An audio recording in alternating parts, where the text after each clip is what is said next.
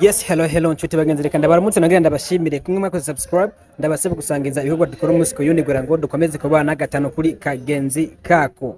Nuko rero imbere yuko ntangura nagira ndabamenyeshe ko uyu munsi ariho twashoboye gutumirwa kugira ngo tuje mu kiganiro tukubanitse n'abanyesha makuru ku giteramo cyateguwe. Igiteramo cyateguwe ni mu basanzwe barongoye imbonesha kure bita ACTV ikorera hano mu butaka bw'u Burundi. Icyo giteramo reka bacatumiwemwo Lino G, D1 na Olegue, kaba kizobera kuri Nueva Vista ya mu Kinama quartier Muyinga ku G10.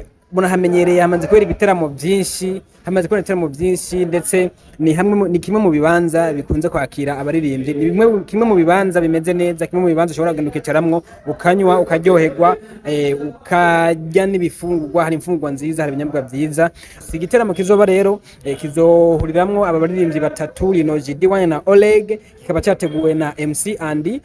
Ubuzobaha umuziki buzo bariko baravugiza umuziki uryoshye cyane, azoba ari DJ Crew muramuzi, numwe mu ba DJ bamaze gukorera byinshi umuziki w'u Burundi, numwe mu ba DJ bamaze gukora ibidasanzwe kugira ngo umuziki canke music industry y'u Burundi canke entertainment industry y'u Burundi igende neza. Nuko rero D1, Lino G na Olegue bagiye guhurira muri iki giteramo kimwe kizobera hariya kuri Nueva Vista mu Kinama. Uyu munsi niho batuma ko abanditsi n'abamenyesha makuru kugira ngo babasigurire byinshi kuri iki gikorwa. Mu byabajijwe bamwe bagarutse ku mafaranga Lino G yarahawe. Uwateguye igiteramo ari we Andy asanzwe arongoye n'iki kinyamakuru ACTV gikorera hano mu Burundi, yamenyesheje ko ayo bavuganye bayahurije ko kandi ko atakibazo kirimwo. Ibyo navyo kandi bikaba byaje gushimangirwa cyane gutegwa ko igikumu n'uburongozi bwa Wema Entertainment busanzwe buhagarariwe na Landry Promoter hano mu Burundi. Yemeza neza ko Lino G abarizwa mu baririmbyi bagaciro hano mu Burundi kandi ko amafaranga bamuhaye nkuko kontra ibivuga n'amafaranga akwiye n'amafaranga meza cyane, nta kwidoga, barabihurije ko. Nuko igiteramo kikaba kizoba ku Noheli kugenekezo rya 25 ku kwezi nyene kwa Kigarama. Lino G rero akaba yahamagariye abakunzi biwe n'abakunzi b'umuziki w'u Burundi muri rusangi kuzokwitaba ico giteramo maze baryoherwa kuko hazoba hari n'udu surprise twinshi. Aho novuga nko ku ndirimbo Lino G yakoranye na Satbi murayizi. Kuri uwo munsi Lino G yemeye neza ko azoyiperforminga, murumve neza ko harimo n'amahigwe yo gushobora kubona Satbi muri ico giteramo kuko iyo ndirimbo Lino G bayikoranye na Satbi, ubwo birashobora gushikana Satbi akahaza kugira ngo bahe umunezero abakunzi babo kugira ngo indirimbo ikomeze kubasagamwo, indirimbo ikomeze kubaryohera ndetse nabitabiriye igiteramo bashobore kuryoherwa. Nuko ndagushimire cyane wo koze subscribe, ndagusaba kanda like ukande share kugira ngo ibiho bikomeze gushika kure maze dushigikire impano z'abana b'igihugu kugira ngo ibintu bikomeze kugenda neza. Kuba D1 na Olegue batabonetse rero mu kiganiro kubanditsi n'abamenyesha makuru ngo ntaco bitwaye kuko atari imvoza bavuye kubwa Olegue ngo yari mu rugendo. D1 nawe nkuko mubizi arakitswe n'amagara, aragwaye, ariko iciza nuko bose bazohurira mu giteramo kimwe maze abakunzi babo mwese mukaba muhamagariwe kuzoza kubashigira kugira ngo ibikorwa by'abana b'igihugu bikomeze kugenda neza, muryoherwe, mu marira umwaka neza, bize bigende neza. Nuko mwese muratumiwe kugira ngo mushobore kuza na kareko kwinjira ari akanoti gato cyane kuko ahasanzwe ni 500 by'amafaranga y'amarundi maze VIP inoti y'ibihumbi 10 by'amarundi. Nuko mwese murahaye ukaze kugira ngo muze gushigikira abana b'igihugu, muze gushigikira kugira ngo bigende neza. Kubwa Andy rero yamenyesheje neza yuko ibikorwa nk'ibi agiye kujoza arabikora kuko numwe mu ba jeune canke mu gwaruka ruriko rurafasha cyane kugira ngo abana b'igihugu bakomeze kuronka akazi, bashobore kuronka ico bakora canke bagire aho bashika muri rusange. Nuko nawe ntuzosibe, jewe niho nzoba ndi, mbega nawe uzoba uhari. Ni igiteramo kandi udategerezwa gusiba kuko D1 afise playlist y'indirimbo canke urutonde rw'indirimbo nyinshi zakunzwe, wowe ukunda nanje nkunda n'abandi batandukanye, indirimbo ziryoheye ugutwi, indirimbo ziri romantique, indirimbo zigisha ubuzima n'izindi zitandukanye. Lino G niko kuko afise indirimbo nyinshi zimeze neza, nimwe mu baririmbyi kandi bari ku mwanya, nimwe mu baririmbyi bariko barakora neza, bafise impano idasanzwe, bandika neza indirimbo zabo. OLG Olegue wewe ntavugwa mu izina nkuko yamabyivugira murabizi ibikorwa byo bimeze neza indirimbo ziwe zimeze neza aba bose bari kuri afishe nuko kandi ikiza nuko bafise izindi ndirimbo nshasha baheruka gusohora. D1 arafise indirimbo Sitaki, Olegue arafise indirimbo Ntaruhusha, Lino G arafise indirimbo Player yakunzwe, arafise n'indi ndirimbo ya bakoranye na Satubi azobumvisha kuri uwo munsi kugira ngo mukomeze kuryoherwa. Musabwe kudasiba kugira ngo ibikorwa bikomeze kugenda neza maze dukomeze no gushigikira ibikorwa by'abana b'igihugu kugira ngo bikomere gutera imbere cyane. Reka ndagutumire ndagusabe kuzohashika kugira ngo ibikorwa bigende neza maze dukomeze gushigikira izi mpano z'abana b'u Burundi.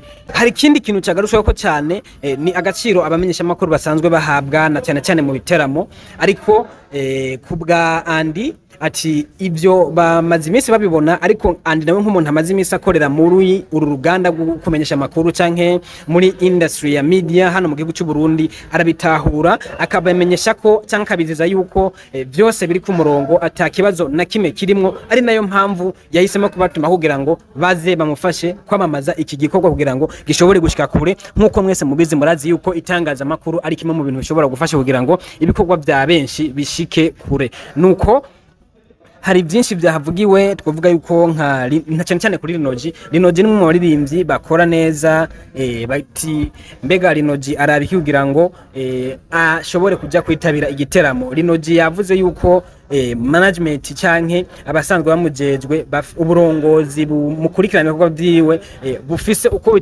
bwabiteguye, kandi nkuko nawe kandi amaze kuba umwe mu bantu bafise impano zikomeye kandi bubatse izina hano mu gihugu cy'u Burundi, nabyo bifise uko bitegerezwa kugenda. Ubwo rero kubwa DJ Crew nawe hari ikintu yashoboye kuvuga ko na cyane kucuko aba DJs benshi bamaze iminsi bidogerwa mu kuba bakunze kuvuza cyane indirimbo z'abanyamahanga bakareka guha agaciro indirimbo z'abana b'u Burundi. Yamenyeje yuko atakibazo na kimwe biteye, ahubwo gusa hari udukosa tumwe tugenda tuba ariko natwo tugiye gukosorwa, kuko akenshi hakenewe yuko kwanza tumanza gushikira abana b'igihugu bari babanza nabo gufatisha kugira ngo ibintu bigende neza. Ati murabizi twakoranye byinshi kuva kera, nagiye ndabaha umuziki umeze neza, ati abantu baze ibyo bazohabonera bizoba ari ibintu bimeze neza cyane, ariko kandi nabo ngo sikosa ryabo kuko ibintu byose babifise ukuntu biteguwe. Ugiye ku kazi ubufise ukuntu ibikorwa bimeze, turafise kandi ukuntu ibikorwa byacu natwe ngaha mu Burundi tubitunganya. Nuko buri muntu wese rero bagira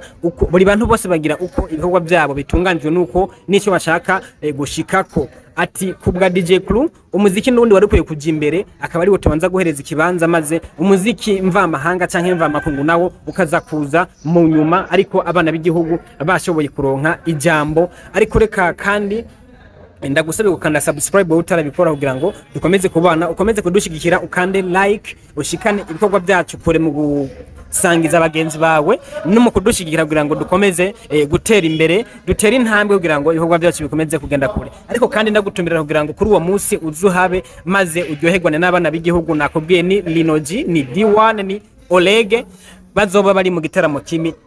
Igiteramo kizobegenekereza rya 2025 uku kwezi kwa Kigarama, kizikaba zizotangura igihe cy'isaha 9. Mutegerezwa kuba mwahashitse kugira ngo mutangurane nabo, batangure bahe indirimbo zimeze neza, indirimbo ziryoheye gukwi nkuko mubizi indirimbo zabo zimeze neza. Kwinjira n'amahera make cyane 5,000 hasanzwe, inoti 10,000 VIP. Ikibanza ni Nueva Vista mu Kinama, quartier Muyinga, kwibarabara ry'icumi. Hajya ukasa mikorosi rya Ave Mari bamfu mu Kinama ku isoko uca uhabona na hano hameze neza cyane. Ni kamwe mu bubari bumeze neza, hari restaurant nziza ushobora kuhasanga ivyo wipfuza kugira ngo uryoherwe, ufungure, umererwe neza. Cyao reka ndagushimire. Je ntwa Fulgence Mika, iyi ni Fulgence Mika YouTube channel. Komeza subscribe maze ukomeze kumva content canke ibikorwa bimeze neza bifasha canke bigashikira abana b'igihugu. Ufise ibyo wamamaza ndaguha ikaze, ndondera nimero ziri muri description canke unyandikire ku mbuga zitandukanye, ndashobora kukwishura naho unsigira comment ngaha, turashobora kuvugana maze ibintu bikabangandanya bigenda neza, business yawe kamamara igashika kure,